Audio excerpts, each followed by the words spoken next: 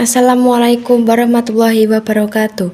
Ingkang dahat kinurmatan Bapak Ibu dosen Universitas Muhammadiyah Purworejo, ingkang kula hormati para mahasiswa semester 3 lan ugi adik-adik mahasiswa anyar wonten ing Universitas Muhammadiyah Purworejo. Mugi-mugi kita sedaya tansah pinaringan kesehatan lan rahayu. Ingkang angga sepisan kula ngaturaken puja lan puji syukur dumateng Allah Subhanahu wa taala ingkang sampun paring rahmat saha hidayah dhateng kita sedaya saengga kita sedaya saged pepanggihan wonten ing wekdal punika kanthi sehat walafiat lan boten wonten kekirangan satunggal punapa.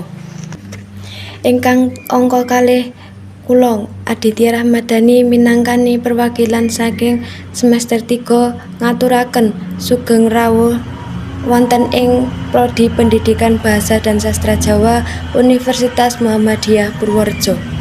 Mugi-mugi rawuh panjenengan wonten ing UMP punika saged dados awal panjenengan nggayuh cita-cita lan kula ugi ngarep-arep mugi-mugi panjenengan saged ngembangaken awak panjenengan lan dados rencang ingkang akrab.